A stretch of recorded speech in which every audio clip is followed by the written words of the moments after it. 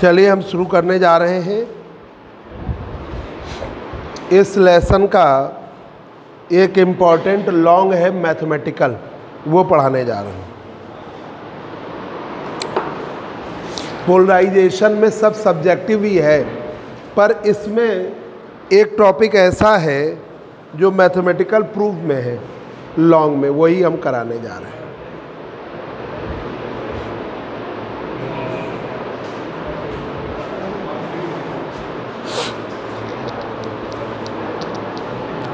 दीक्षा और उत्कर्ष द्विवेदी ना, उत्कर्ष नाम है ना, और दीक्षा। जरा सा एक मिनट इनको जरा सा एक हिंट कर दें। दोनों लोग जरा सा एक देख लीजिए, क्योंकि तुम लोग का पहला टर्न है। हमने सेकंड लेसन शुरू किया है पोलराइजेशन ऑफ लाइट, इसमें आज टॉपिक है।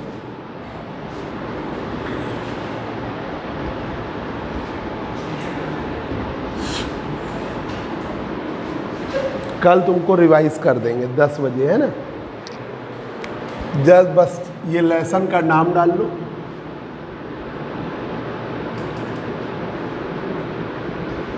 Polarisation of light.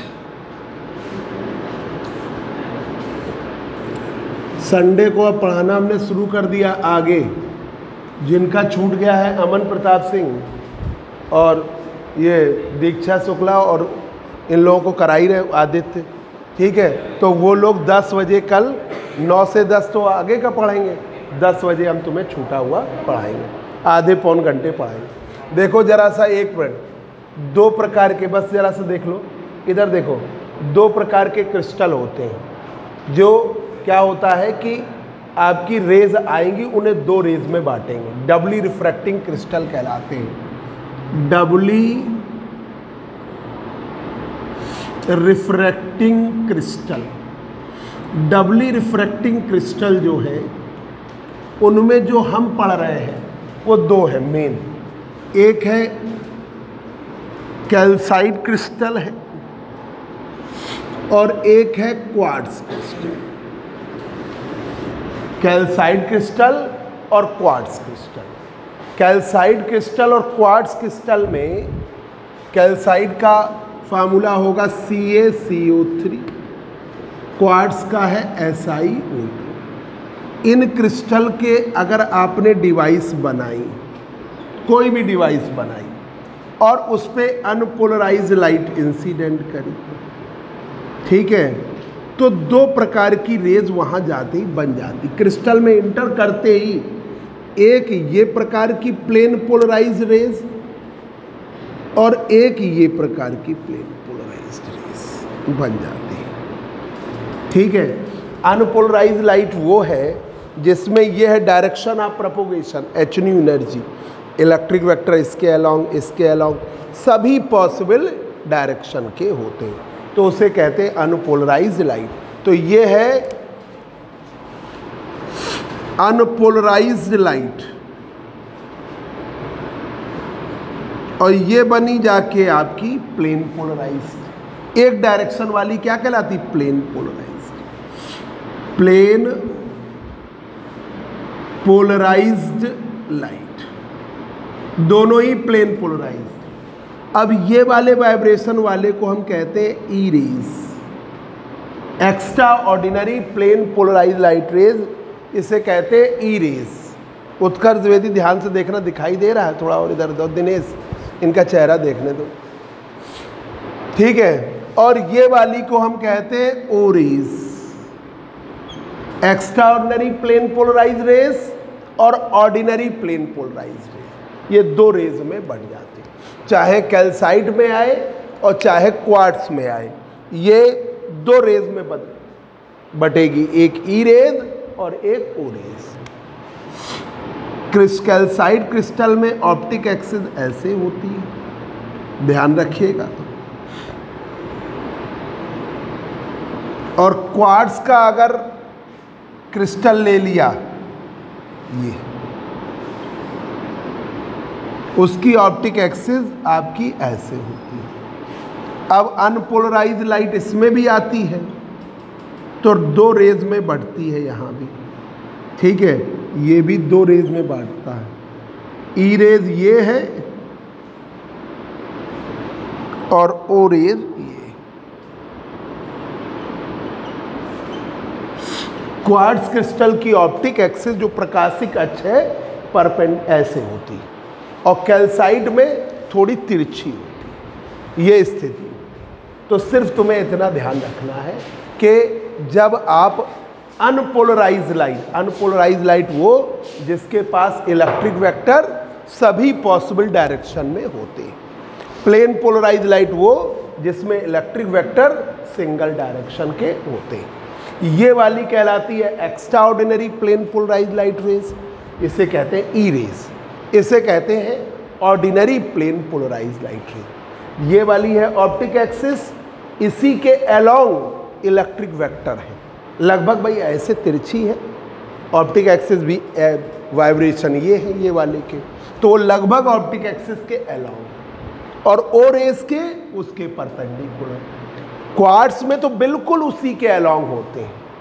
Quartz crystal में तो ऑप्टिक एक्सिस ये और उसी के अलोंग बिल्कुल रहते हैं, और उसके परपेंडिकुलर जो होते हैं वो ओ रेज होते हैं, ठीक है भाई। ये होता है जैसे लाइट होती है, लाइट ये है, लाइट की स्थिति ऐसी है, इलेक्ट्रोमैग्नेटिक वेव है ना, तो ये है एच न्यू एनर्जी, ये है इलेक्ट्रिक वेक्टर और ये है मैग्नेटिक वेक्टर। इलेक्ट्रिक का बहुत इफेक्ट होता है, मैग्नेटिक का कम होता है, तो मैग्नेटिक को हम इग्नोर कर देते हैं, है हम हटा नहीं सकते पर है, पर हमने इग्नोर कर दिया। तो ये है इलेक्ट्रिक वेक्टर या लाइट वेक्टर। ये डायरेक्शन ऑफ प्रोपोगेशन के ये वेक्टर हो गया, ऐसे हो गया, ऐसे हो गया, ऐसे हो गया, सभी पॉसिबल डायरेक्शन, तो उसे कहते हैं अनपोलराइज लाइट। और जिसके इलेक्ट्रिक वेक्टर सिंगल डायरेक्शन में होते हैं उसे कहते हैं प्लेन पोलराइज। ये 2 ही बनती हैं, एक ये वाले वाइब्रेशन वाली है तो इसे कहते हैं ई रेज, और इसके परपेंडिकुलर वाली है ओ रेज, ठीक है। यहाँ भी ये वाली है ई रेज, ये वाली है ओ रेज, और ये है अनपोलराइज्ड लाइट, अनपोलराइज्ड लाइट, ठीक है। ये आप ठीक है अमन, कोई दिक्कत तो नहीं, इतनी चीज जान के चलिएगा। अब हम टॉपिक पे आ रहे हैं, फिर हम तुमको कल बताएंगे 7-10 बजे के बाद, क्योंकि आज मैथ का बैच है, इसके बाद हम तुरंत छोड़ देंगे। तो फिर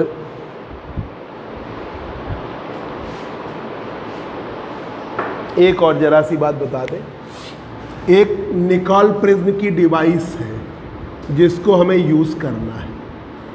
ऐसी डिवाइस होती है निकॉल प्रिज्म, ये कैल्साइट क्रिस्टल से बनी होती है। निकॉल प्रिज्म किससे बना है, ठीक है, कैल्साइट क्रिस्टल, ये वाला कैल्साइट क्रिस्टल से बना है। अब इस पे आप अनपोलराइज लाइट इंसिडेंट करोगे या प्लेन पोलराइज लाइट इंसिडेंट करोगे, तो ये वाली रेज बनती है यहाँ पर, तो कैल्साइट का एक ये वाली रेज बनती है, ठीक है। बीच में होती है कैनेडा बाल्सम लेयर, तो ये कैनेडा बाल्सम लेयर जो होती है उससे ई रेज पास कर जाती है, ठीक है, और ओ रेज इधर डेविएट कर जाती है। बीच में जो कैनेडा बाल्सम लेयर है वो सिर्फ ई रेज को पास करने देता, बस इतना जान लो, ओ रेज डेविएट कर जाएगी, सिर्फ एक रेज। और आपको बता दें, जैसे आपने ई रेज मिली, फिर दोबारा निकॉल प्रिज्म लगा दिया, तो फिर ई रेज ओ रेज फिर मिल जाती, मतलब बिल्कुल प्योर ई रेज कभी नहीं मिल पाएगी, मतलब इसमें ई रेज के साथ ओ रेज के वाइब्रेशन है, ठीक है। जब दोबारा करोगे फिर आपको मिल जाएंगे, फिर दोबारा फिर लगा दीजिए फिर मिल जाएंगे। मतलब जैसे आपका ये है आपका, अब तुमने दोबारा लगा दिया निकॉल प्रिज्म, तो तुम कहोगे हमने तो प्योर कर दिया, ऐसा प्योर नहीं हो पाता। फिर आपको फिर यहाँ पर ई रेस के वेक्टर मिलेंगे और ओ रेस डेविएट करेंगे। तो तुम कहोगे हम तो ई रेस प्राप्त करे थे, पर ई रेस जब भी होगी वो बिल्कुल प्योर ई रेस नहीं हो पाती। ई रेस के साथ साथ वाइब्रेशन ओ रेस के रहते हैं। तो ई रेस आपकी फिर मिल जाएगी और ओ रेस और भी मिलेगी। ये बात अलग है कि ई रेस की इंटेंसिटी ज़्यादा रहेगी, ओ रेस की कम रहेगी। ठीक है, ये बात हम बताना चाह रहे हैं तुम लोगों को। और कोई नया उत्कर्ष, बस इतना समझ लेना अभी। बस क्या है, डबली रिफ्रैक्टिंग क्रिस्टल दो प्रकार के हैं, एक कैल्साइट और क्वार्ट्ज। कैल्साइट क्रिस्टल की ऑप्टिक एक्सिस ऐसे होती है, क्वार्ट्ज क्रिस्टल की बिल्कुल ऐसे होती, परपेंडिकुलर। ठीक है, ऑप्टिक एक्सिस। ये इंटरनल बात है, कहीं आपको कॉपी में लिखी हुई नहीं मिलेगी कि जैसे आपकी रेज आई तो जो वाइब्रेशन ऑप्टिक एक्सिस के अलोंग जाते हैं वो कौन से बनते हैं, ई रेस, और जो उसके परपेंडिकुलर वाले होते हैं वो है ओ रेस। यहाँ पे पहुँचे ये वाले वाइब्रेशन वाले ई रेस, ये वाले हैं ओ रेस। निकोल प्रिज्म का भी यूज़ करना इसलिए बता दें, निकोल प्रिज्म है अनपोलराइज लाइट इंसिडेंट करी, ई रेज आपको मिलेगी, ओ रेज डेविएट कर। फिर दोबारा आपने फिर निकोल प्रिज्म ले लिया, ये है N1, ये आपने N2 फिर ले लिया। फिर आप कहोगे हमने तो ई रेज इंसिडेंट करी है, ओ रेज कहाँ से मिल गई? तो वहाँ बिल्कुल प्योर कभी नहीं मिलती, ई रेज के साथ साथ ओ रेज के वाइब्रेशन रहते हैं। फिर ई रेज पास कर जाती है, ओ रेज डेविएट कर जाती है। ये आइए बच्चों, ये नोट करना और नोट कर लो जल्दी से, तो थोड़ा आइडिया रहेगा तो आप आगे पढ़ पाएंगे। तुम बस नोट कर लो जरा से।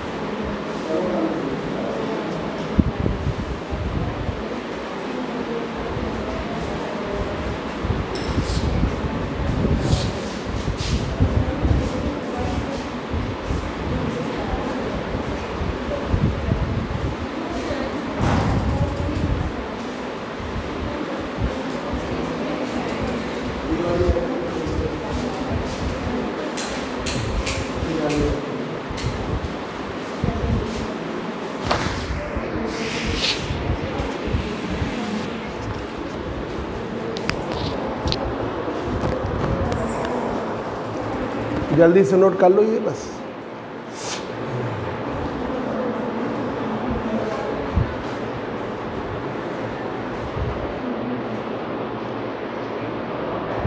कल 10 बजे तुम लोग को छूटा हुआ पढ़ाएंगे, 10 से 11 जिनका छूटा है ना।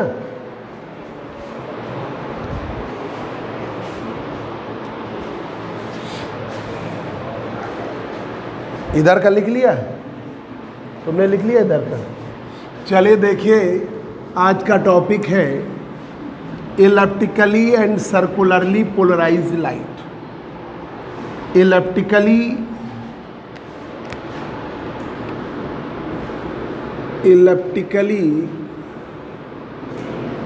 And circularly polarized light. Elliptically and circularly polarized light, very very very important. Elliptically and circularly polarized light, elliptically and circularly polarized light.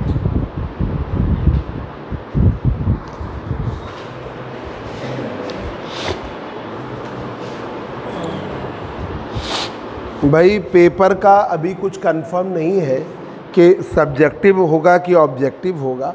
वैसे तो जो पिछले सालों में है, मतलब लास्ट ईयर तो ये पेपर सब्जेक्टिव था। अब अचानक फिर कोविड आ जाए, फिर अचानक ऑब्जेक्टिव करा दिया जाए, इसलिए थ्योरी पॉइंट में ही लिखा रहे हैं कि आपको ऑब्जेक्टिव के अकॉर्डिंग भी तैयार रहे और सब दोबारा ना पढ़ाना पड़े।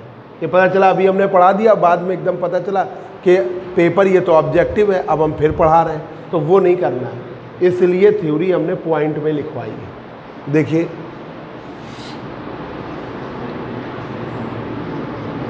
ये है Nicol prism N1।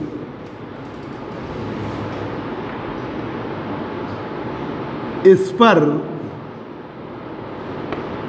Unpolarised light हमने इंसिडेंट करी तो बनती है ये वाली रेस। ई रेस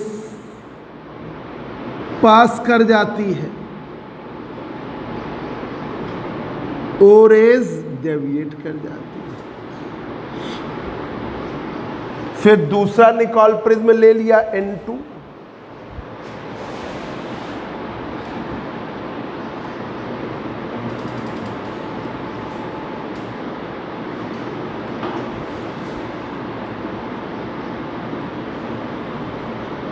N2 ले लिया, इधर रफ करें आगे, N2 ले लिया। फिर आपकी ई रेज मिलती है, पास कर जाएगी इससे, ओ रेज डेविएट कर जाती है।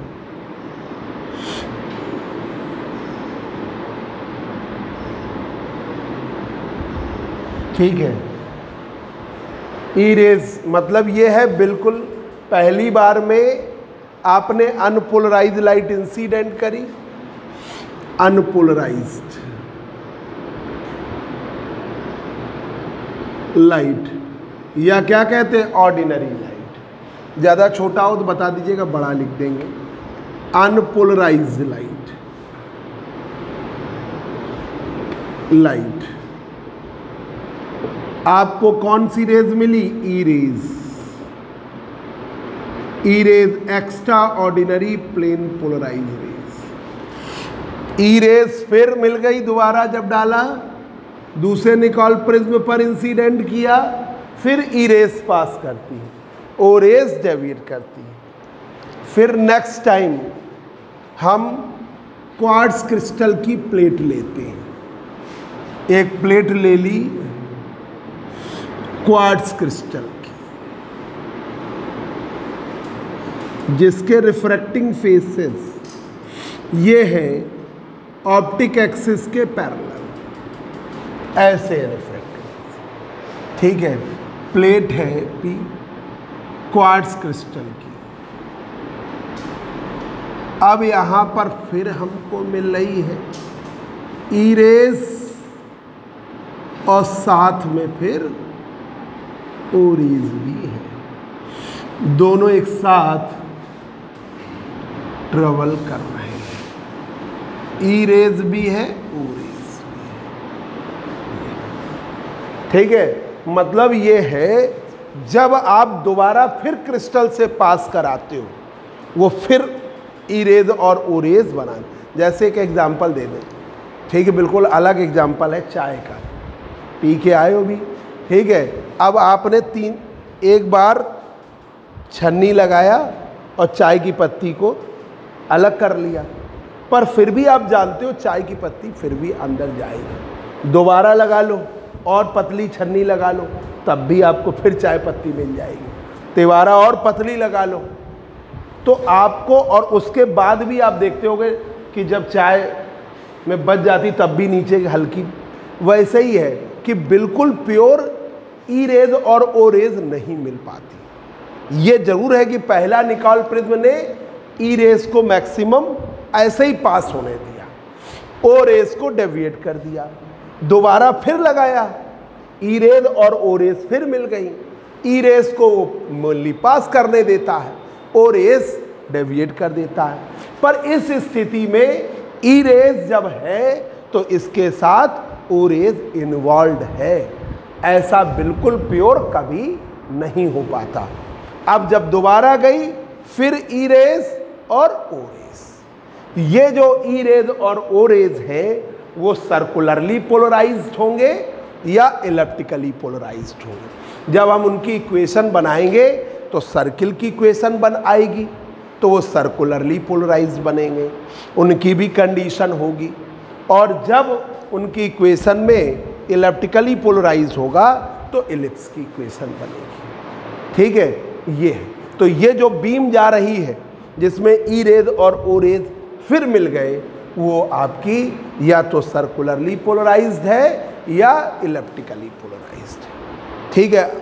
अभिषेक बगल में, आशीष द्विवेदी, अमन प्रताप, क्या है कि अनपोलराइज्ड लाइट, अनपोलराइज्ड लाइट वो जिसके पास डायरेक्शन ऑफ प्रोपोगेशन के इधर भी इलेक्ट्रिक वेक्टर है, इधर भी है, इधर भी है, इधर सभी पॉसिबल डायरेक्शन में इलेक्ट्रिक वेक्टर है, तो उसे क्या कहते हैं? Unpolarised light. जब हम निकोल प्रिज्म पर इंसिडेंट करते हैं तो दो प्रकार की बन जाती है। एक बन जाती है ऐसे वाइब्रेशन वाली, ये क्रिस्टल ही ऐसा है। ये कौन सा क्रिस्टल है? कैल्साइट क्रिस्टल का है, कैल्साइट। और ये भी है कैल्साइट। कैल्साइट क्रिस्टल की ये प्रॉपर्टी होती है कि जब आप अनपोलराइज्ड लाइट इंसिडेंट करो तो दो रेज बनाता है, एक ई रेज और एक ओ रेज। ये जैसे ही इसमें पहुंची ई रेज और ओ रेज बनाता है। बीच में एक लेयर है, लिक्विड है, ट्रांसपेरेंट लिक्विड है, उसे कहते हैं कनाडा बाल्सम लेयर। वो क्या करने देता है?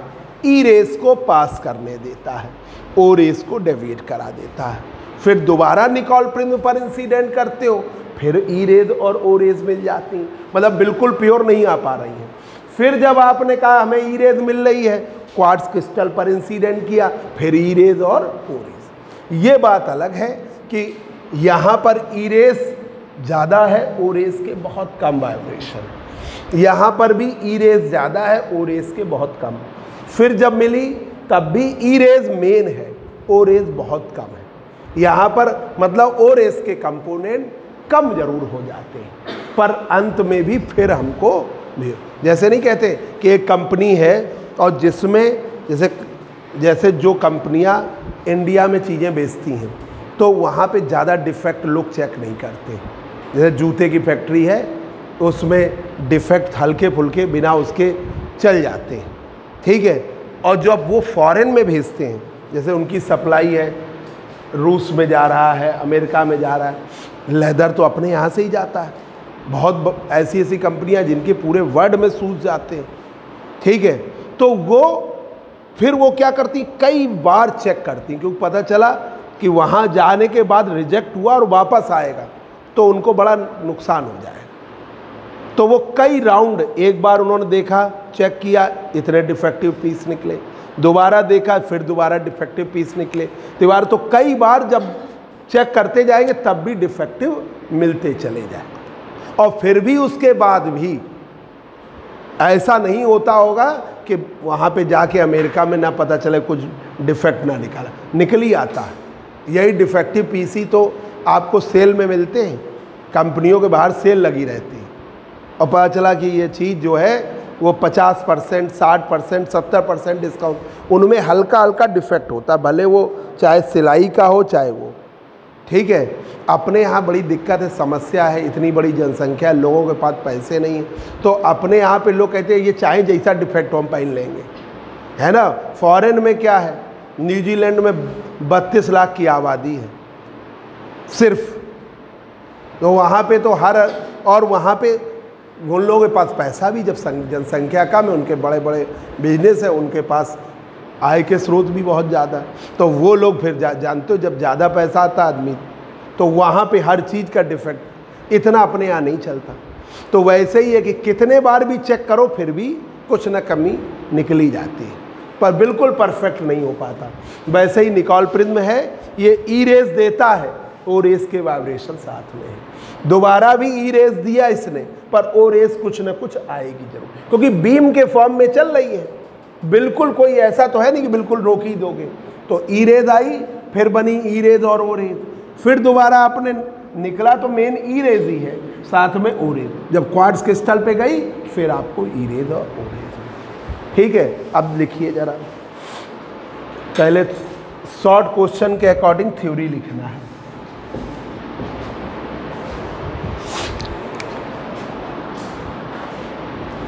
When unpolarized light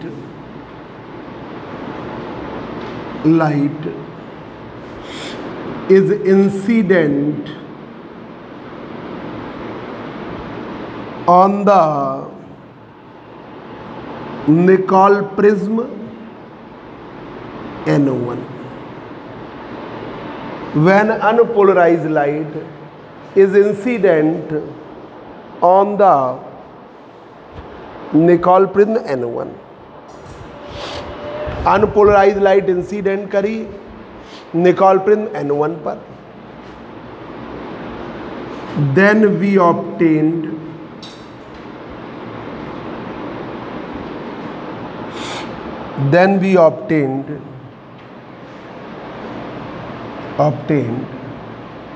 only one type of plane polarized light rays, that is E rays. हमको मिलती है एक प्रकार की plane polarized light rays, that is E rays. अब ये ई रेज दोबारा निकॉल प्रिज्म पर इंसिडेंट, जब हमने अनपोलराइज्ड लाइट इंसिडेंट करी किस पर, निकॉल प्रिज्म N1 पर, then we obtain only one type of plane polarized light rays, that is E rays. सिर्फ एक प्रकार की plane polarized light rays E rays मिली। अब इस ई रेज को, this E rays is again obtained, again incident on the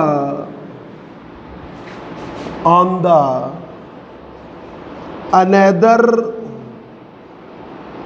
Nicol prism N2.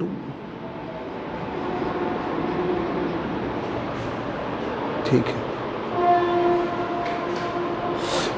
हम incident कर देते हैं दूसरे निकॉल प्रिज्म N2 पे। This E rays is again incident on another Nicol prism N2, then E raise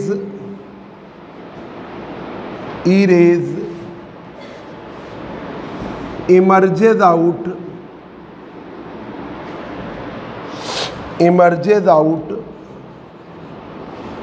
from N2,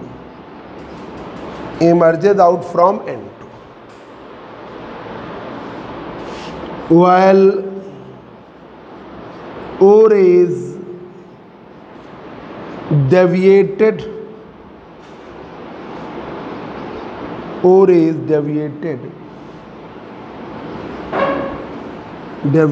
from the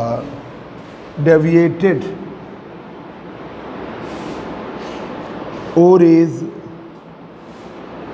deviated due to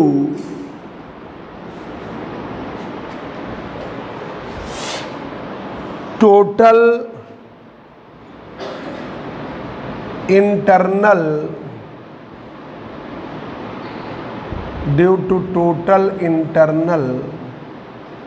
reflection, deviate कर गई total internal reflection.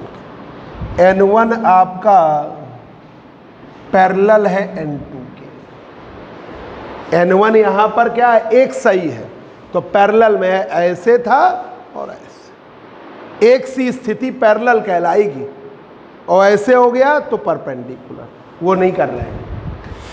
N1 आपका polariser है, N2 आपका analyser है, analyser है। ये है polarizer, plane polarize light rays बनाई, ये है आपका एनालाइजर। ठीक है, अब ये plane polarize light rays quartz crystal की प्लेट है जिसके रिफ्रैक्टिंग फेसेस, ये रिफ्रैक्टिंग फेसेस अपवर्ती पृष्ठ फेसेस पैरेलल है ऑप्टिक एक्सिस के।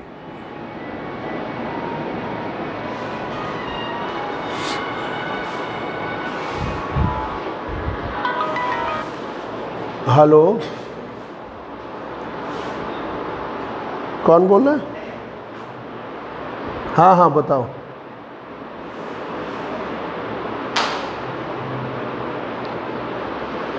मार्कशीट भेजो जरा व्हाट्सएप पे, देखो।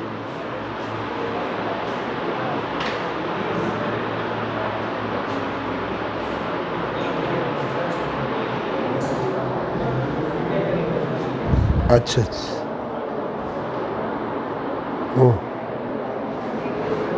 अच्छा अच्छा अच्छा, दिखाना, मार्कशीट भेजो, देखें क्या है।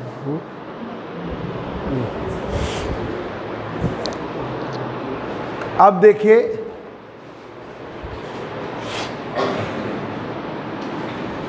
निकाल प्रिज्म N2 के बाद क्वार्ट्ज प्लेट P लिया है जिसके रिफ्रैक्टिंग फेसेस पैरेलल है ऑप्टिक एक्सिस के। After Nicol prism N2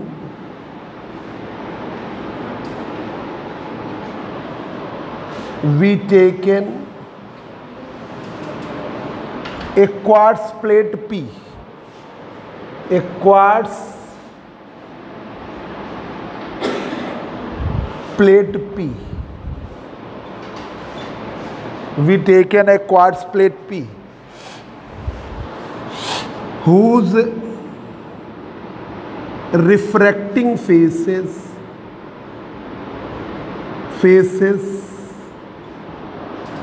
are parallel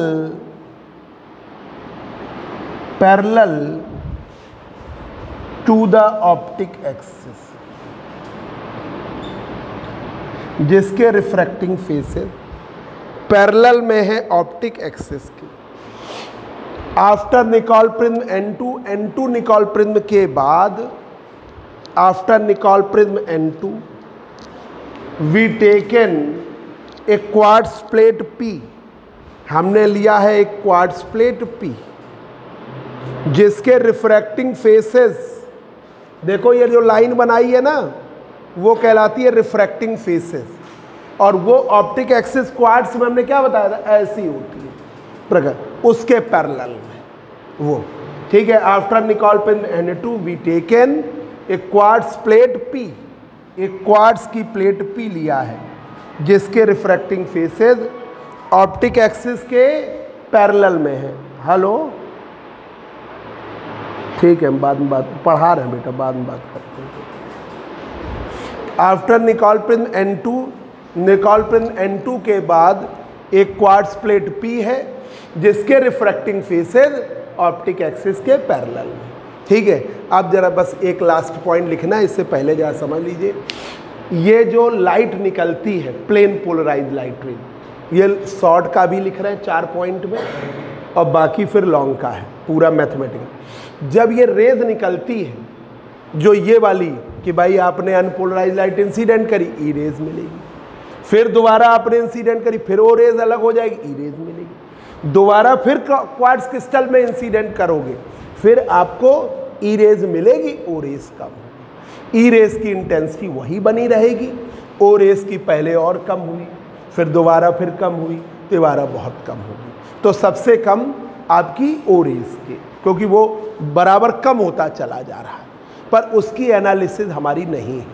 हमारी मेन एनालिसिस है जो ई रेज और ओ रेज फिर मिल रही है, वो कैसा पोलराइजेशन दिखाएंगी, उनका क्या इक्वेशंस बनेगी, तो उनकी आपकी इलिप्स की इक्वेशन बनेगी तो इलेप्टिकली पोलराइज्ड होंगी, उनकी सर्किल की इक्वेशन बनेगी तो सर्कुलरली पोलराइज्ड बनेगी, और स्ट्रेट लाइन की भी इक्वेशन बनेगी तो वो आपकी क्या बनेगी, लीनियरली पोलराइज्ड। ठीक है, अब इससे पहले जरा प्रैक्टिकली देख लीजिए। अनपोलराइज्ड लाइट इंसिडेंट करी, आपकी बीम होती लाइट रेज, तो ये बिल्कुल साथ में ही चलती है, तो ई रेस यहाँ पर इस बीच वाली कनाडा ब्लॉसम लेयर को निकाल प्रिज्म में पास कर जाएंगे, और ओ रेस डेविएट करेंगे। क्वार्ट्ज क्रिस्टल की वजह से नहीं हुआ, ये बीच में जो ये लिक्विड है कनाडा ब्लॉसम का, फिर दोबारा हमने फिर उसी पर इंसिडेंट किया। ये है पोलराइजर, दूसरा निकाल प्रिज्म लिया, दूसरा N2 एनालाइजर, फिर इंसिडेंट किया, ई रेस पास कर गई, ओ रेस डेविएट कर गई। अब ये फिर हम ई रेस दूसरे क्वार्ट्ज प्लेट पर इंसिडेंट करेंगे, अनदर क्वार्ट्ज प्लेट पर इंसिडेंट करेंगे। एक मिनट,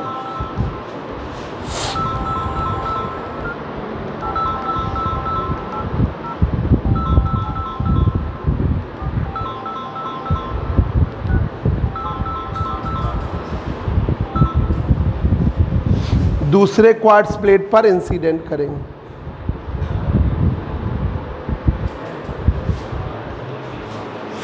दूसरे क्वार्ट्ज प्लेट पर इंसिडेंट करेंगे जिसके रिफ्रैक्टिंग फेसेस क्या हैं, आपके पैरेलल है ऑप्टिक एक्सिस के, तो ई रेज और ओ रेज फिर से। हाँ बोलिए,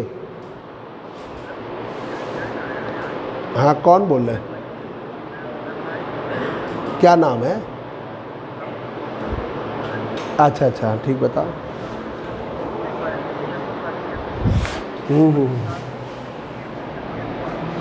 हाँ हाँ ठीक है, वो सही हो जाएगा, वो रिकॉर्ड मिल नहीं रहा होगा इसलिए सही हो जाएगा, करवा देंगे। तो यहाँ पर after Nicol prism N2 we taken quartz plate P, हमें मिली क्वार्ट्ज प्लेट P जिसके रिफ्रैक्टिंग फेसेस पैरेलल है ऑप्टिक एक्सिस पर। अब लिखिए fourth point, E rays emerges out from N2, E rays emerges out from N2 is again incident on the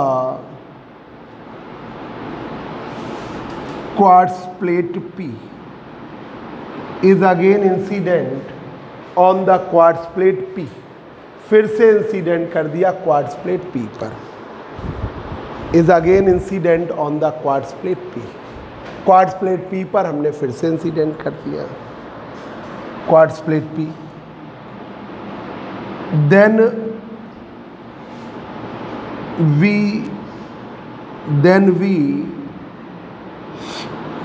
ठीक है, is again E rays emerges out from N2 is again incident on quartz plate P, then we again obtain, हमें फिर से मिल जाती है E rays and O rays, हमें फिर से मिल जा रही है E rays and O rays with small path difference and phase difference, small path difference and phase difference, हमको फिर से मिल जा रही है ई रेज और O raise small path difference पर और फेज डिफरेंस पर।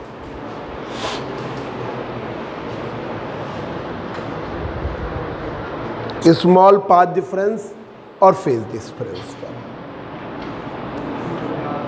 ठीक है। लाइट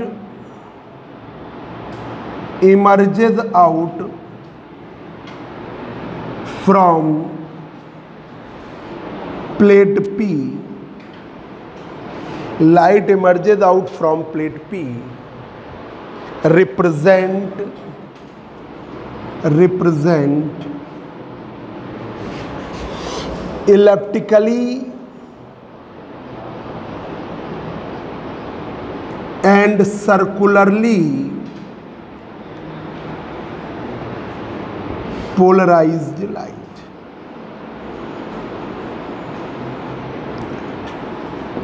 ये यहां तक शॉर्ट में करना है।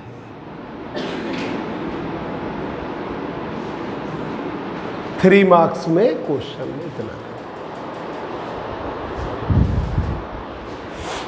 जो लाइट निकल रही है प्लेट पी से वो प्रदर्शित करेगी इलेप्टिकली, एंड ना करिए, इलेप्टिकली और सर्कुलरली पोलराइज। या तो वो इलेप्टिकली पोलराइज प्रदर्शित करेगी या सर्कुलरली पोलराइज लाइट प्रदर्शित करेगी। Light emerges out from plate P, जो प्लेट पी से निकलेगी वो या तो इलेप्टिकली पोलराइज लाइट को प्रदर्शित करेगी या सर्कुलरली पोलराइज। ये है टॉपिक 3 मार्क्स का, थ्योरी में जो लिखना।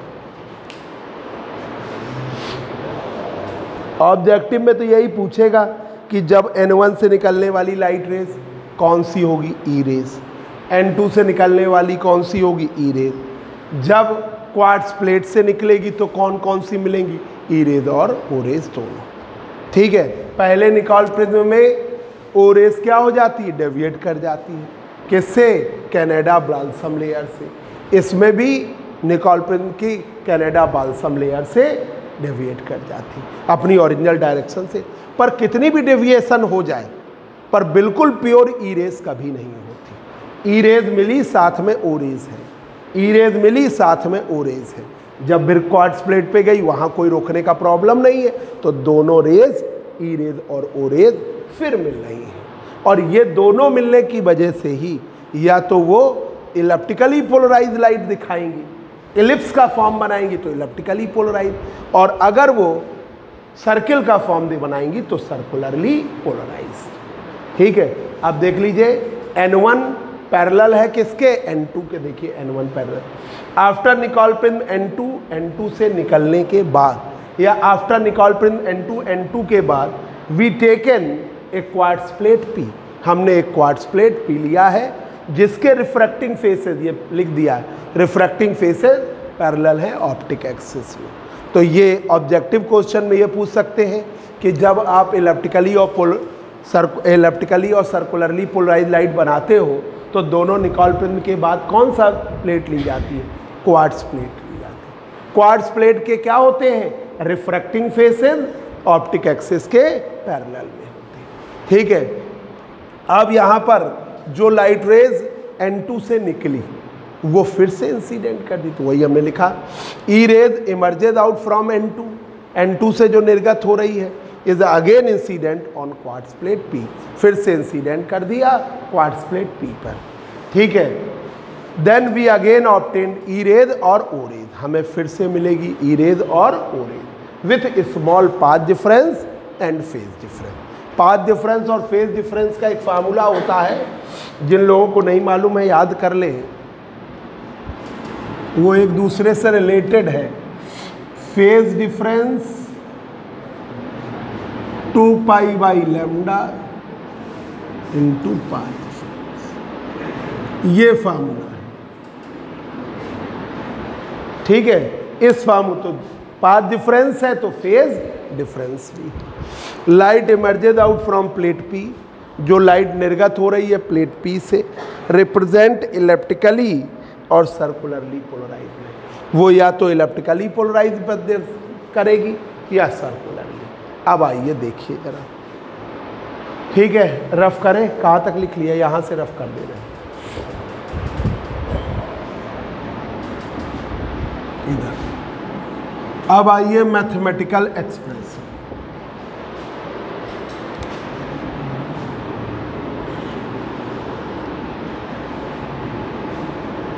मैथमेटिकल एक्सप्रेशन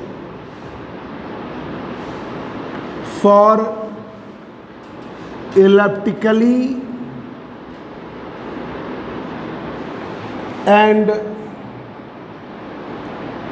इलिप्टिकली और circularly polarized light, elliptically and circularly polarized light,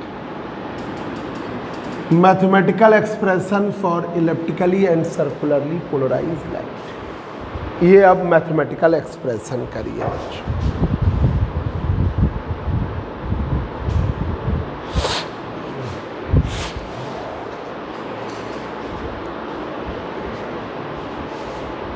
अब रेज निकली,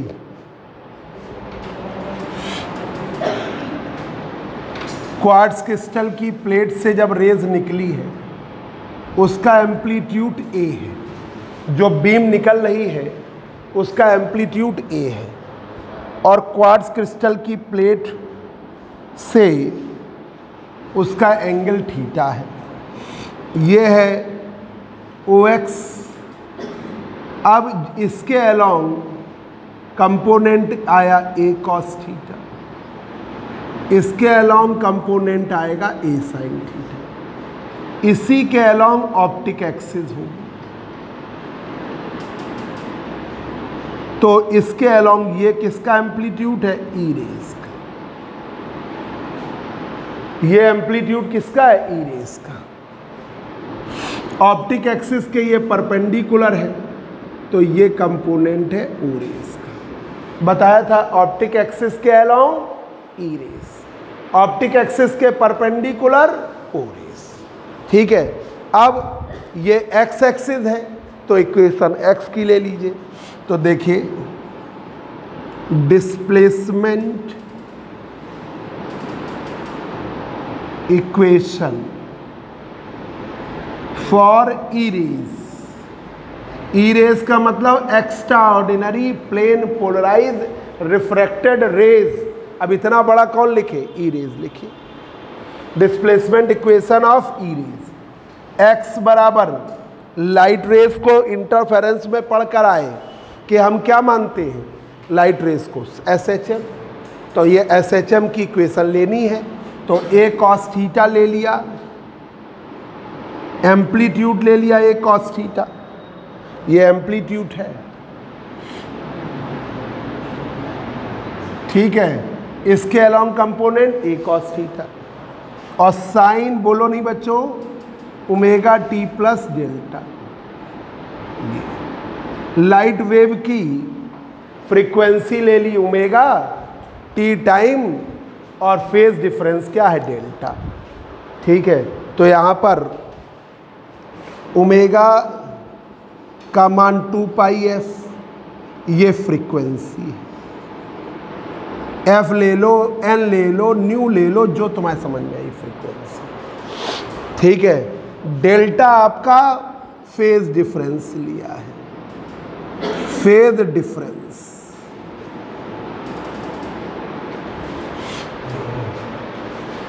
तो जो लाइट रेज निकली है बीम के फॉर्म में, उसका एम्पलीट्यूड हमने A माना है। ठीक है, ये है डायरेक्शन किसकी?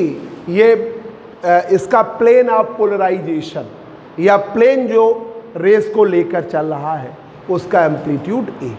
इसका component A cos theta x axis के अलोंग, इसी के अलोंग ऑप्टिक एक्सिस। हमने बताया था ना, ई रेज जो है उसके वाइब्रेशन ऑप्टिक एक्सिस के अलोंग, ओ रेज के वाइब्रेशन ऑप्टिक एक्सिस के परपेंडिकुलर। फिगर रफ कर दें, यहाँ से है ये जो प्रूफ है वो यहाँ का, यहाँ से शुरू हुआ है।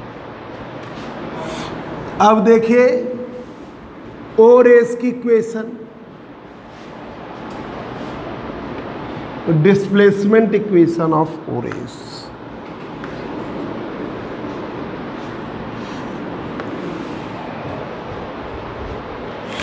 लिखिए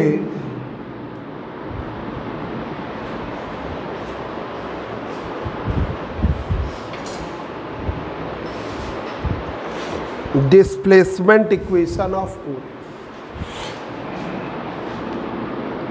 displacement equation of O rays. O rays की डिस्प्लेसमेंट इक्वेशन वाई से दिखा लो A sine theta sine omega T. अब तुम डेल्टा भूल गए, तुमने इधर लगा दिया, कोई फर्क नहीं, किसी एक में लगाना। तो y बराबर ए साइन थीटा, ठीक है भाई, y एक्सिस पे तो वो स्मॉल y से दिखा दिया, x एक्सिस पे था स्मॉल x से ही दिखा दिया। A sine theta sine omega T, ये एम्पलीट्यूड है ओ रेज का, एम्पलीट्यूड ऑफ ओ रेज, ये एम्पलीट्यूड है ई रेज का, ठीक है, लिख ही दिया, ठीक है। अब मान लिया लेट ए कॉस थीटा को मान ले रहे हैं स्मॉल ए, क्योंकि इतना बड़ा मैथमेटिकल करने में दिक्कत होगी तो स्मॉल ए मान लिया। भाई बार बार ए कॉस थीटा फिर ए साइन थीटा, इक्वेशन भी बहुत टिपिकल आ जाएगी, तो हमने ए कॉस थीटा को स्मॉल ए मान लिया। थर्ड ए साइन थीटा को स्मॉल बी मान लिया।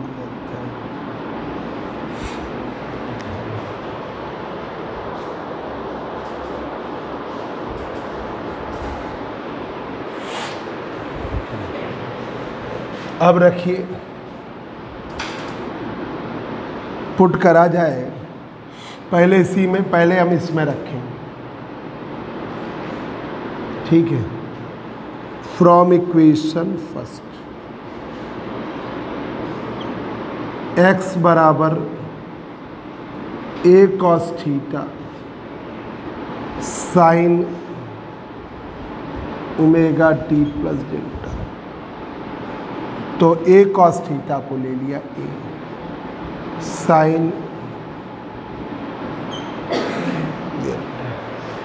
ठीक है। अब ये इक्वेशन आ गई x upon A sine omega T plus delta. Sine A plus B का फार्मूला याद है, sine omega T cos delta, cos omega T sine delta.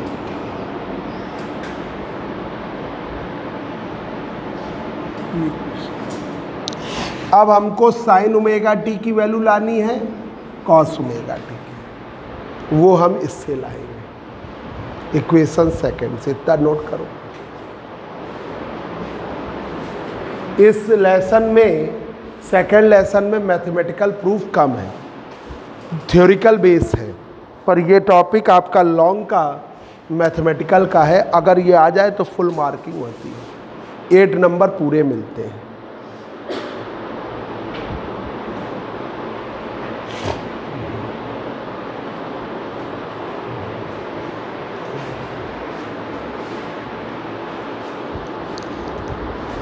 पिछले सालों में क्या हो रहा था कि जो वाइस चांसलर थे वो 8 फैकल्टी के हुए, जैसे इसके पहले थे बायोसाइड की थी मैडम तो ठीक थी, वो जूलॉजी की थी, उसके पहले वैशंपायन थे वो इकोनॉमिक्स के थे, तो उनको कभी नंबर मिले ही नहीं थे अपने ज़माने में। तो वो सोचते अगर 60% आ गया बहुत काबिल होना चाहिए, है ना। अब ट्रेंड चल रहा है, बच्चे फिर उससे बच्चों का क्या हुआ, कानपुर यूनिवर्सिटी 1-2 साल तो ये ट्रेंड बन गया, कानपुर यूनिवर्सिटी में नंबर नहीं मिलेगा, बुंदेलखंड चले जा रहे हैं, पर रहते इधर हैं, बुंदेलखंड झांसी में एडमिशन ले रहे हैं। लिया है बच्चों ने, हमारे पास पढ़ते थे बहुत बच्चे ऐसे थे जो फिर यूनिवर्सिटी बन गई, स्टेट यूनिवर्सिटी इलाहाबाद, नई यूनिवर्सिटी बनी, वहाँ चले गए।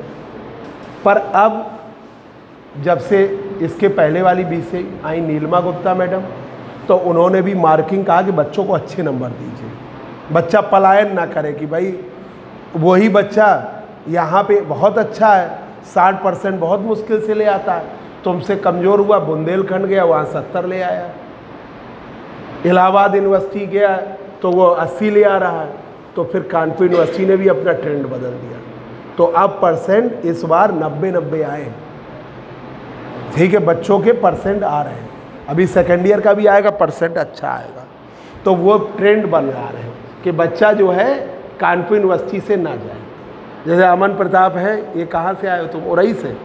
तो इनके पास में बुंदेलखंड भी पास था, आप ये उसमें भी एडमिशन ले सकते थे, पर इन्होंने कानपुर यूनिवर्सिटी लिया तो उसका, और एक कानपुर यूनिवर्सिटी मतलब कानपुर यूनिवर्सिटी मतलब CSJM यूनिवर्सिटी की एक आपको अच्छी बात बता दें कि CSJM यूनिवर्सिटी, जैसे आप जब जॉब करने जाओगे कहीं बाहर, तो क्या होता है कि यूनिवर्सिटी लोग जगहों से जानते हैं या उसका स्टेट यूनिवर्सिटी का स्टैंडर्ड से जानते हैं। तो कानपुर यूनिवर्सिटी यूपी में स्टेट यूनिवर्सिटी 13 है ना, उनमें पहले नंबर पे है, ठीक है। और ओवरऑल वे में पूरे ऑल ओवर इंडिया में ये राजनाथ सिंह का स्टेटमेंट था 16वें नंबर पे, 17वें नंबर। ऑल ओवर इंडिया जब स्टेट यूनिवर्सिटी डालोगे तो 17वें पोजीशन पे। इसका फ़र्क क्या पड़ता है? जब आप कभी पता चला बेंगलोर जॉब करने गए तो यूनिवर्सिटी आदमी जानता है तो तुरंत कहता है अच्छा CSJM यूनिवर्सिटी, आपको प्रेफरेंस मिलेगा। आप पता चला गोरखपुर यूनिवर्सिटी है, उसे जानते ही नहीं है तो आप किनारे हो जाओगे। तो इस मामले में अच्छी, और वैसे यूपी में कानपुर यूनिवर्सिटी इलाहाबाद यूनिवर्सिटी है जो सेंट्रल यूनिवर्सिटी है, और लखनऊ यूनिवर्सिटी उसके बाद तीसरे नंबर पर है, यूपी में तीसरा पोजीशन। तो इसलिए आपको मार्किंग भी अच्छी मिलेगी, पढ़ाई कर लोगे तो, क्योंकि इस बार सब्जेक्टिव होने का चांस है, नंबर आ गए हैं तो टीचरों को भी है कि अब नंबर अच्छे देने हैं, तो तुमको सब्जेक्टिव में भी फुल मार्किंग मिलेगी। ये जैसे हम करा रहे हैं, आप इससे करोगे 8 में 8 मार्क्स पूरे मिलेंगे। 8 नंबर का है लॉन्ग। देखिए रेज निकली क्वार्ट्ज क्रिस्टल से निकलने पर, P से निकलने के बाद रेज निकली A।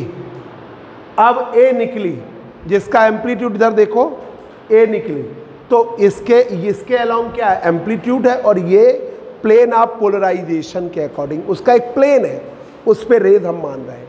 और ऑप्टिक एक्सिस ये आपकी OX पे माना, तो A cos थीटा हुआ E रेज के लिए, क्योंकि जो कंपोनेंट ऑप्टिक एक्सिस के अलोंग जाएगा वो है E रेज, और जो ऑप्टिक एक्सिस के परपेंडिकुलर जाएगा वो है O रेज। अब displacement equation of E rays, x बराबर A cos theta sine omega t plus delta. A cos theta क्या है? एम्पलीट्यूड है E रेज का। A साइन थीटा एम्पलीट्यूड है O रेज का। A cos थीटा को small a ले लिया, A साइन थीटा को स्मॉल b ले लिया, मान लिया ये इजी करने के लिए। अब हमने इस वाली इक्वेशन में रखा x बराबर A cos theta sine omega T plus, तो x बराबर A sine omega T plus x upon A sine omega T cos delta cos omega T sine A। अब हमें इनकी वैल्यू लिखनी है, इक्वेशन सेकंड से रखें। कहाँ टाइम हो गया? अभी तो शुरुआत करी, बस 2 मिनट में करा दे रहे हैं, अब टाइम नहीं लगेगा, स्पीड में ज़्यादा समझाते रह गए।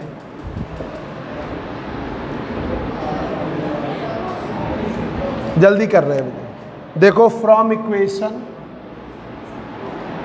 इक्वेशन सेकेंड, जल्दी से कर दे रहे हैं। y बराबर, अब बोलेंगे नहीं, जल्दी से करो, A sine theta sine omega T. नहीं हो पाएगा, बीच में है ना, समझ में नहीं आएगा, और बच्चे अगर नए आ गए तो दिक्कत हो जाएगी। y अपॉन बी, ये इसकी वैल्यू साइन ओमेगा टी का मान ये रख दिया, A साइन थीटा को small b, sine omega T की value y upon B.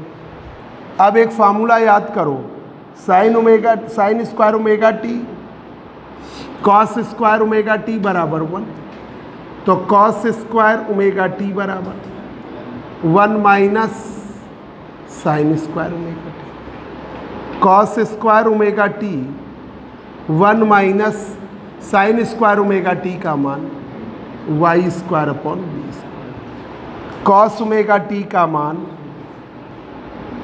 Under root 1 minus Y square upon B square. ठीक है, उत्कर्ष ये फॉर्मूला याद है, cos square theta plus sine square theta बराबर 1, वही लगाया, sine square omega T plus cos square omega T बराबर, इसको उधर भेजा, इसकी वैल्यू क्या है y अपॉन बी, ये रख दिया, स्क्वायर हटा। अब ये आ गया आपका वैल्यू, रखिए putting the value of sine omega T and cos omega T in equation 4, तो x अपॉन ए साइन ओमेगा टी इधर लिखें, इक्वेशन 4 में रखना है, हम इधर लिख रहे हैं, जल्दी से नोट करिए। तो x अपॉन ए sine omega T cos delta cos omega T sine delta, value रख दीजिए, साइन ओमेगा टी का मान y upon B cos delta, sine omega T का मान ये रख दिया, कॉस ओमेगा टी का मान under root 1 minus Y square upon B square sine delta, ये अलग है इसका। इधर हमने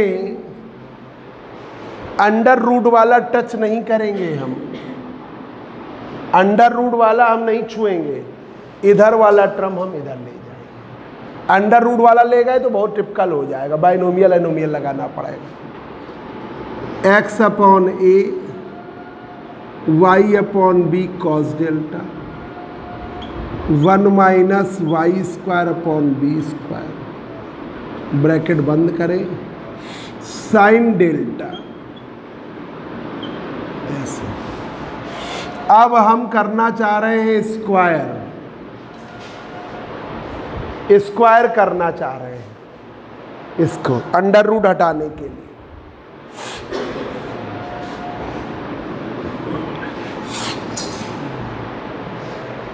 squaring both side, squaring both side practice करोगे तब अच्छी तरह कर पाओगे, है ना। जाके घर पर तुरंत प्रैक्टिस करना। मैथ वाले सर की बात पूरी नहीं मानो, वो कहेंगे हर समय मैथ पढ़ो, पर फिजिक्स भी पढ़ो, केमिस्ट्री भी पढ़ो, तभी नंबर अच्छे आते हैं। नंबर तीनों को ध्यान दोगे तब। हाँ, मैथ को ज़्यादा समय दो, ये हम कहेंगे। x upon a minus y upon B cos delta का होल स्क्वायर, अंडर रूट हट गया, 1 minus Y square upon B square sine square. अब स्क्वायर करोगे, स्क्वायर का फार्मूला समक्ष याद है, a square plus B square plus 2ab, यही फार्मूला ज़्यादातर यूज़ होता है। तो एक्स स्क्वायर माइनस में है भाई, तो ये माइनस में हो जाएगा, x square upon a square y square upon B square 2 into x upon a y upon B cos delta. इधर हो गया, अंदर कर दे रहे हैं sine square delta y square upon B square sine square delta. Diksha समझ में आ रहा है? ठीक है, एक गड़बड़ हो रहा है। X square upon a square y square upon B square cos square delta, वो गलती से ये छूट रहा था भाई। इसका square 2 into x upon a y upon B cos delta, अंदर कर दिया sine square delta y square upon B square sine square delta. Note करिए, देखिए जरा एक बार इधर देख लो, रफ करना है।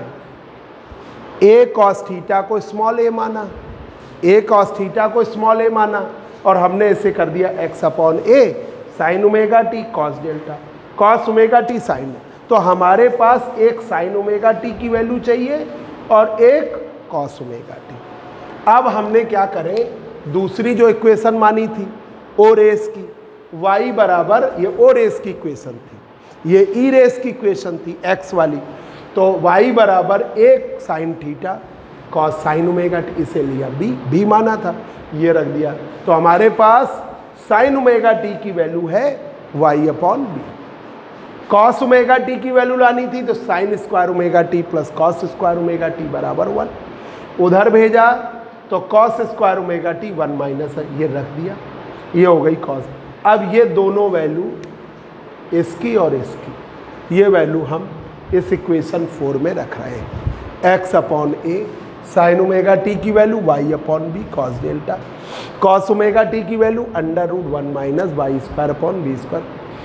अब इधर ले जाने की बात आई तो आप √ वाला ले जाओगे तो टिपिकल होगा, तो उससे भी वही जाएगा, पर इसको मत ले जाओ, मैथमेटिक्स को टफ करोगे तो ये वाला टर्म आप इधर ले स्क्वायर करिए, स्क्वायर किया, ये स्क्वायर, ये √ हट गया, ये ठीक है। इसका स्क्वायर लगाया a माइनस बी का square, a square plus B square minus 2ab, और ये आपने अंदर करा तो ये हमने किया x square upon a square y square upon B square cos square delta, 2x upon a y upon B cos delta, अंदर किया sine square delta y square upon B square sine square delta. इसको आप इधर लाइए, x square upon a square y square upon B square, ये वाला term और ये वाला टर्म में भी फिर कॉमन हो जाएगा, cos square delta y square upon B square sine square delta, 2x upon a y upon B cos delta sine square delta. ये हुआ x, इधर लिख रहे हैं, इससे भी कॉमन ले लिया, ये बनी जनरल इक्वेशन इलिप्स की, या जनरली कह दें ज़्यादा अच्छा है, या ऑब्लिक इलिप्स की कह देते हैं, x square upon a square y square upon B square cos square delta 2x upon a y upon B cos delta sine square delta. तो ये बना x square upon a square y square upon B square 2x upon a y upon B cos delta. ये बच्चों equation है ellipse की, general equation है। This is the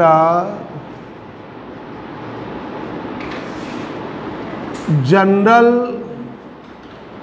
equation of an ellipse.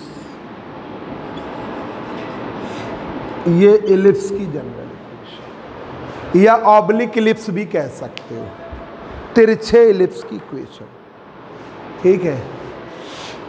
Case first, बस कोई दिक्कत नहीं, 2 minute हम सर को फोन कर देंगे। A does not equal to b, delta बस 2 मिनट का है। ए डज ए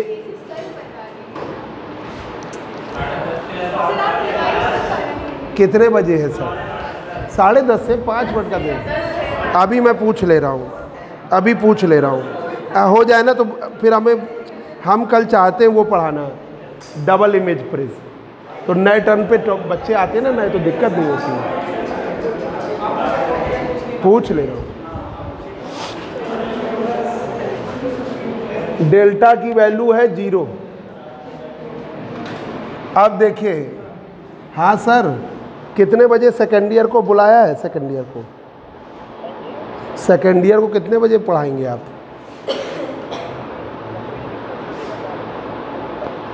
नहीं आप, हम बच्चों कितने बजे भेजें? सब आए हैं ना, 10 मिनट बाद भेज रहे हैं।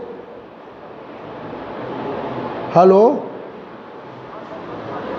ठीक ठीक ठीक ठीक ठीक, 10 मिनट बाद भेज दो। तो x square upon a square, 10 minute बाद हम छोड़ रहे हैं, 10 मिनट के अंदर हो जाएगा। 2xy upon A B cos 0 sine square 0, या एक बार लिख दे रहे हैं पर ऊपर ही लिखा है, ठीक है, तो हमने डायरेक्ट कर दिया। मेन ये होता है ना, कल फिर बताएंगे, अब बीच में केस बताने में मज़ा नहीं आएगा, फिर हम अगले ही संडे ले जाएंगे टॉपिक, जगह छुड़ा देंगे।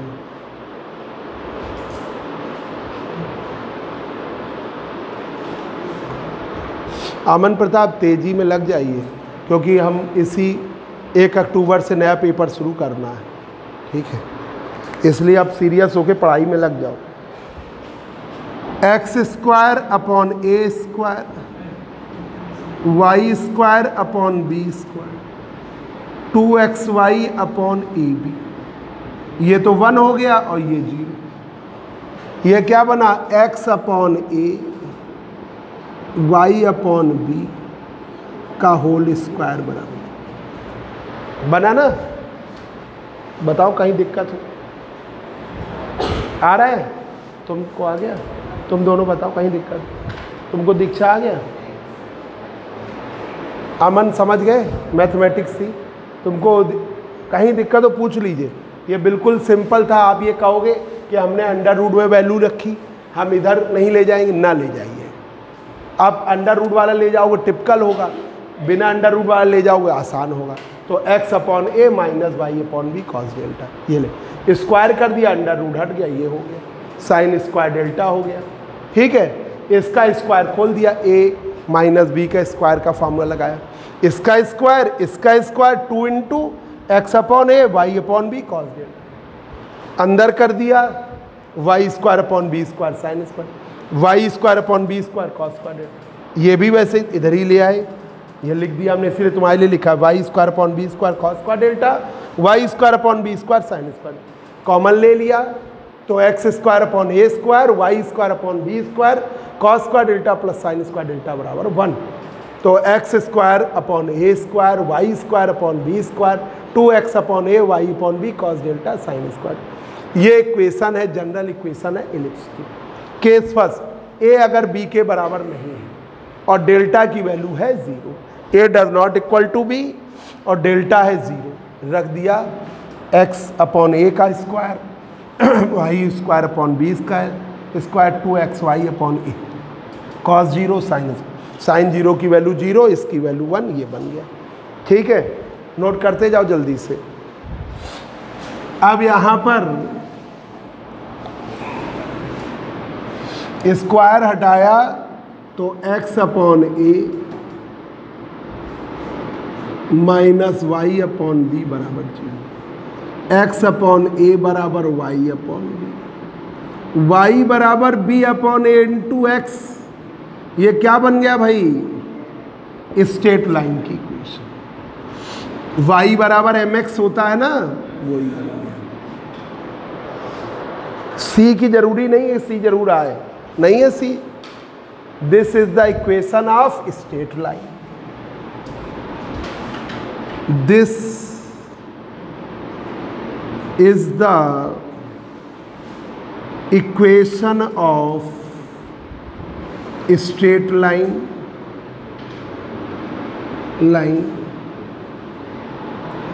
and represent linearly polarized light। ये किसको दर्शाएगा? Linearly polarised light. और ये बन गया स्ट्रेट लाइन का।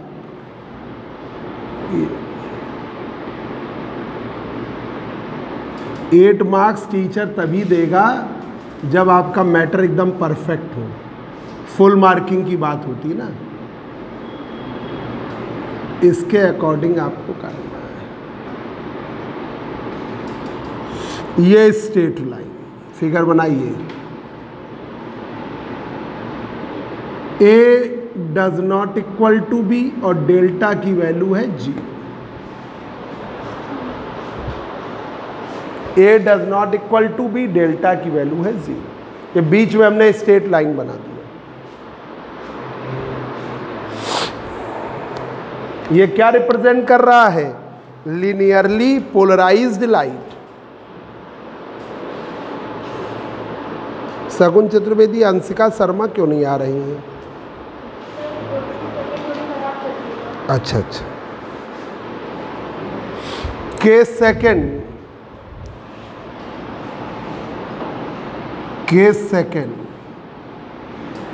ए does not equal to b और डेल्टा की वैल्यू है π/2। A does not equal to b, delta की वैल्यू है π/2। तो एक्स स्क्वायर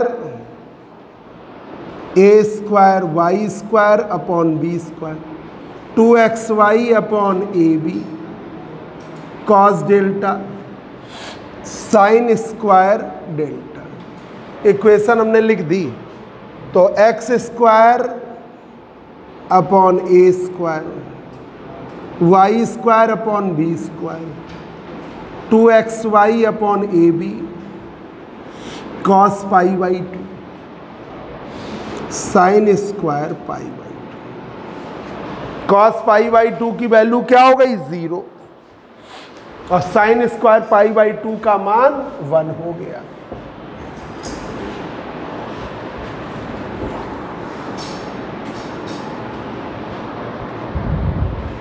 तो x square upon a square y square upon B square ये हो गया 0।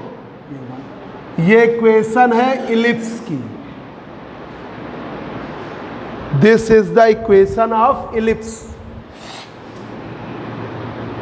This is the equation of ellipse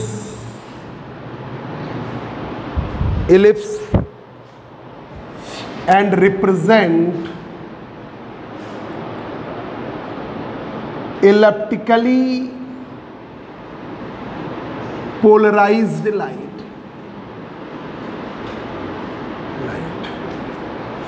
and represent elliptically polarized light। देखिए क्या बनेगा?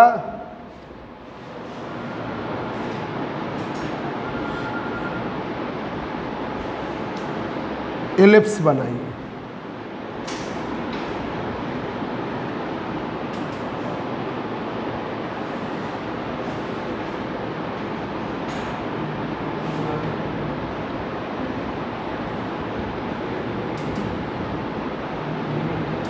ए है बी है। A does not equal to b, delta की value π/2।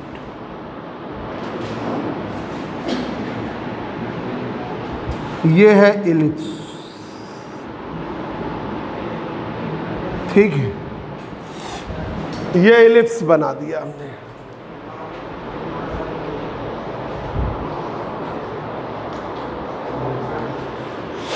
Case third,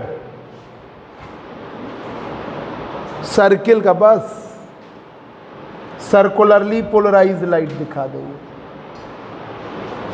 A is equal to b, delta की value π/2।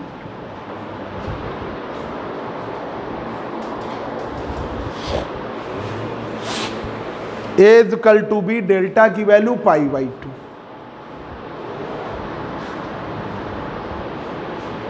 X square upon a square y square upon B square 2xy upon A B cos delta sine square delta. इधर वाला note हो गया?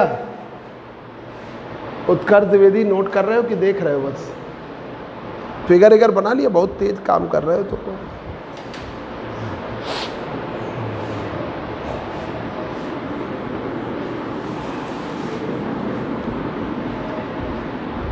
देखिए x square upon a square, y square upon a square, same कर लिया, ठीक है, बराबर है 2xy A square cos pi by 2 sine square pi by, ये 0 हो गया तो x square upon a square, y square upon a square, तो x square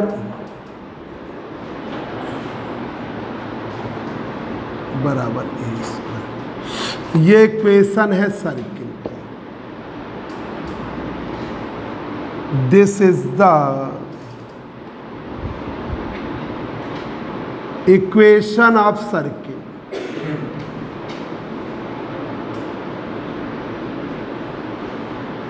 This is the equation of circle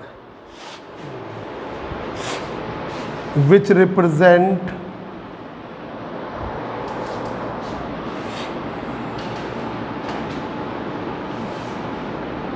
circularly polarized light, जो कि क्या दर्शाएगी, circularly, circle बना लो।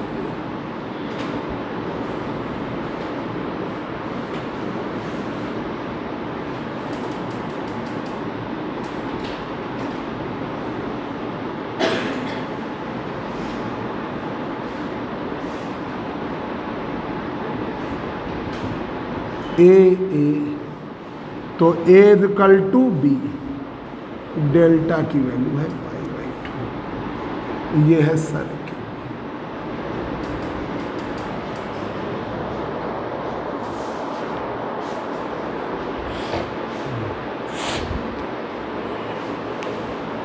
ठीक है, ये हो गया भाई, ये लॉन्ग का क्वेश्चन 8 मार्क्स का हमने आज आपको करा दिया।